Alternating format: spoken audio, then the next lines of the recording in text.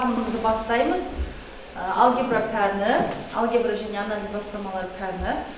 Бүгінгі сабағымыздың тақырыбы логарифмдік функция және оның қасиеттері мен графигі. Сабақты бастамас бұрын ең бірінші шарттық шеңбер құрайық.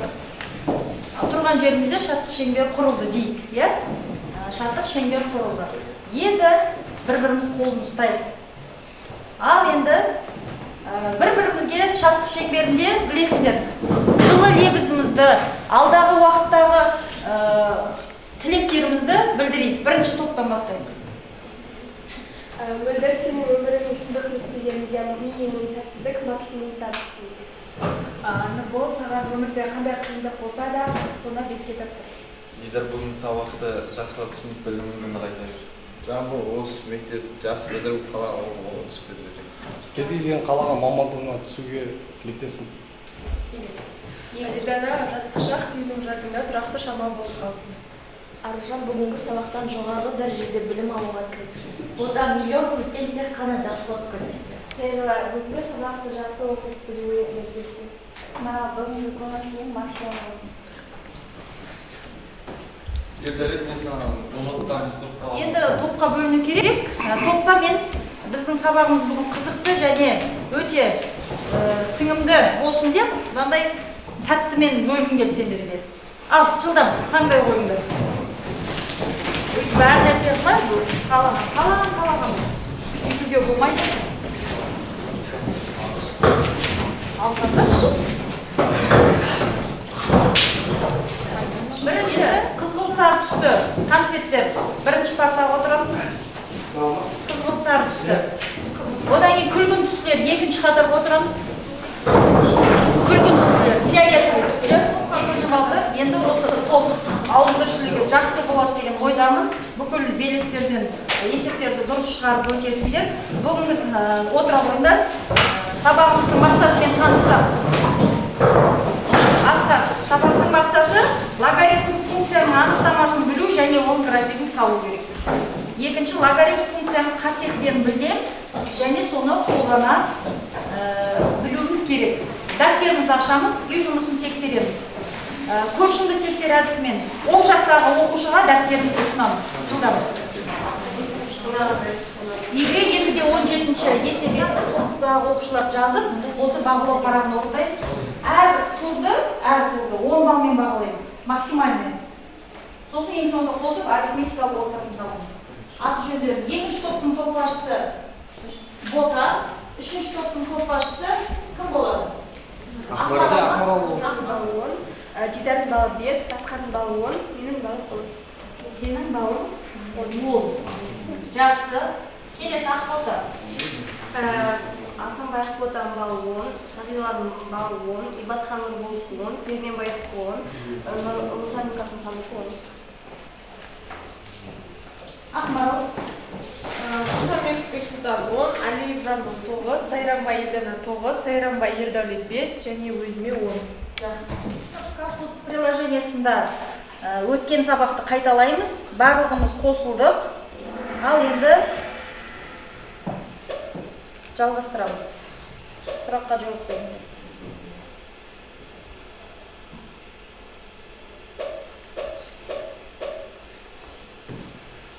Әркім өз жауап береді, бір-бірімізге көмектеспейміз.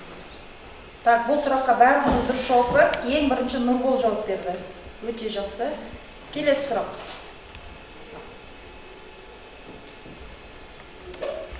Логарифм қасиеттерін қолданамыз.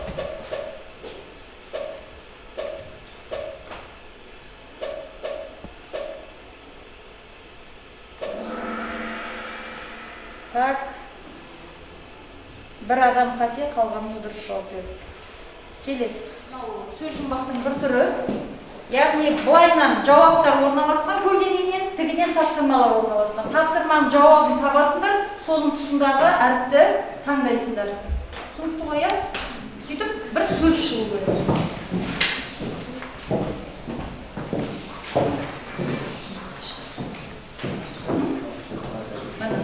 Мынаны шығарасыз, X не десең?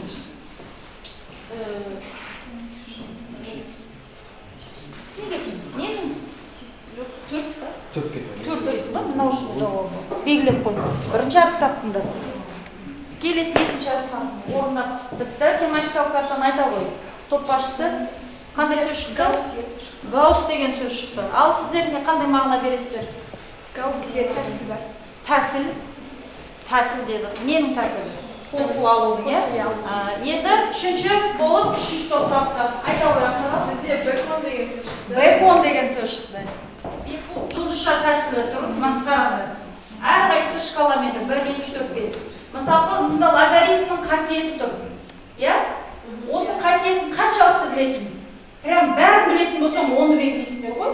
Ал егер аздау болса, 1, 2, екеуін білсеңдер, екеуін өздерінің деңгейлерін білесіңдер ғой. Кім қанша біледі? Әр ненің тақырыптан таңдап, соларды бүйтіп қосып шығасыңдар. Мысалға,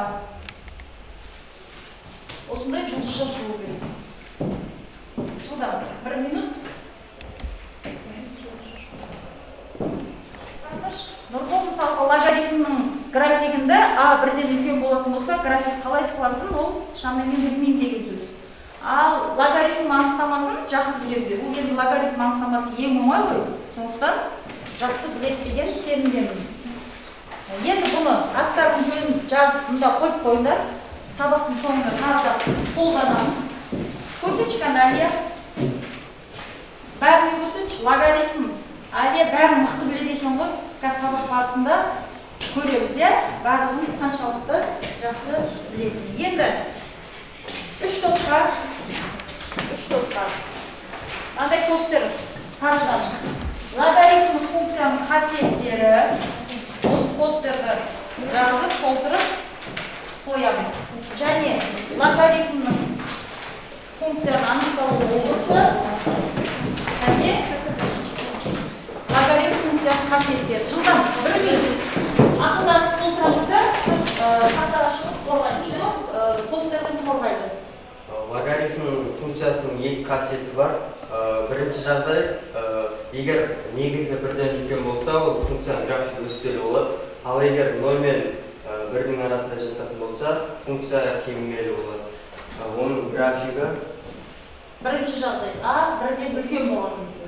А1-ден үлкен болған кезде. График өспелі болады екен. Өспелі болады. Ал 0 мен 1-дің арасында жататын болса, келмейді. Енді дау сәл нүкте тура шықпай, бірақ қай нүктеден өту керек? Бірден өту керек график. Қандай координата? X координатасында бірде 0 нүктесінен өту керек. Түсінді ма бала? Кімде қандай сұрақ бар? Яғни Аға қарап, 1-ден өспелі ма, кемделі ме екен білуге болады. Жақсы. Қандай баға қоясыңдар? Қасырыстарына. 10 бал шкаламен. 10 бағаласа.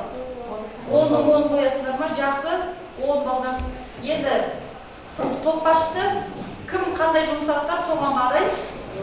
Бірінші логарифмдік функцияда анықталу облысы x 0-ден үлкен болу керек.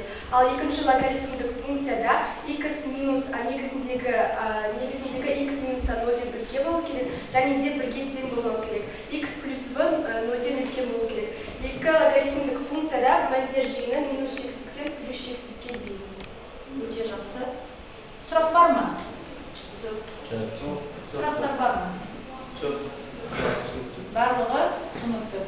Әлі менде сұрақ бар. Неге анықталу облысы 0-ден артық болу керек? Себебі мына жердегі x-тегі аргумент 0-ден үлкен болу керек. Ал егер 0-ден кішкентай болса, оның мәні жоқ. Мәні жоқ болады. Себебі ешқандай санның, ешқандай дәрежесі қандай? 0-ден кіші емес. Яғни 10 сан болса. Жақсы. Қанша бал қоямыз қарсыластарымызға? 10 бал. Не деген жумат болса, нақты өтіп болмасын.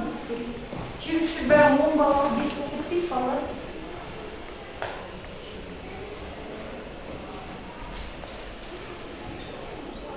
Ондаусын байпайына шықтыңдар ма?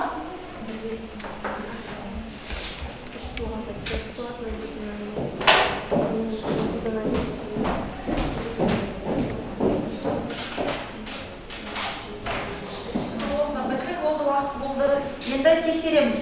Бірінші есептің жауабы -1-ден +x-ке дейін болу керек. Дұрыс. Екінші есептің жауабы міне, яғни 0-ден өту керек. Функциямыз бір-бірлеп солға жылжу керек және төгеру керек. Үшіншінің жауабы -3x-ден -3-ке дейін болу керек.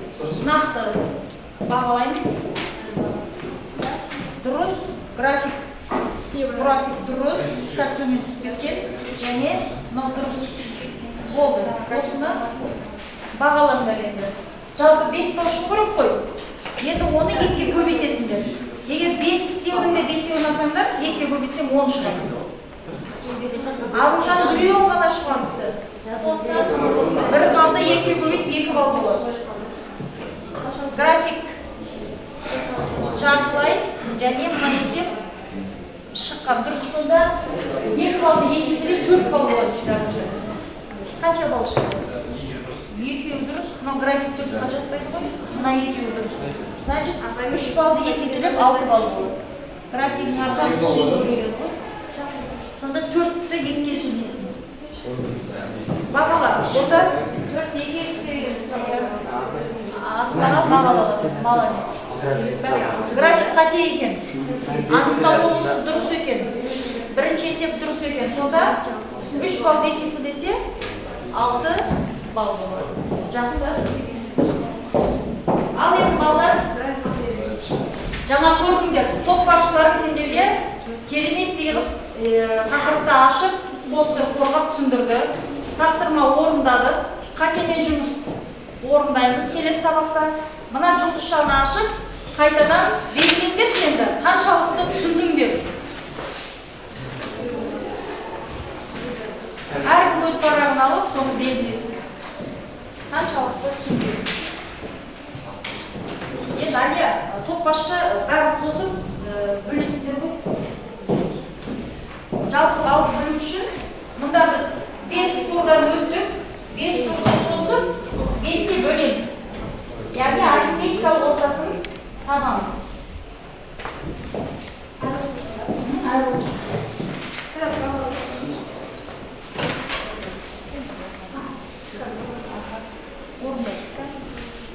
Он 18, 11, 20 шықты.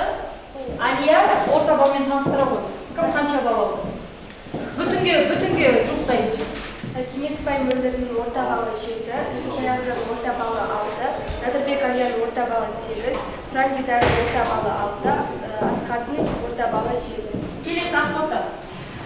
Менің орта балым 9, Салиланың орта балы 7,5, Ибатханның Болдыққа 7, Бернамайның Нұржанға 7, Мұхтардың Қасымханға 6. Жақсы. Ақмарал. Бізде Мұсабек Бексұлтанның балы 9, Алиев Жамбылдікі 6, Сайрамбай Елдананікі 6, Сайрамбай Ердәулеттікі 6 және менікі 7. Жақсы, өте жақсы. Осы бағалар күнделік кезекке қояр. Үй жұмысы 12-де, 21-де, 17-ші есепті орындаймыз. Кітапта. Жақсы.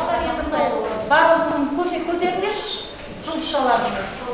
Мына бірінші топта байқасам, бірінші сабақтың басындағы нәтиже, кейін сабақтың соңындағы нәтиже. Яғни мынау кімнің парағы? Аружандікі. Аружан әлі 10-ға жетпепті, әлі де жұмыс жасаймыз. Асқардың мынау өзі көркемдеп жасаған екен, өте жақсы. Жұлдызша тәсілінің мақсаты осы, яғни сендердің білімдеріңнің көбеюі. Жақсы, рахмет.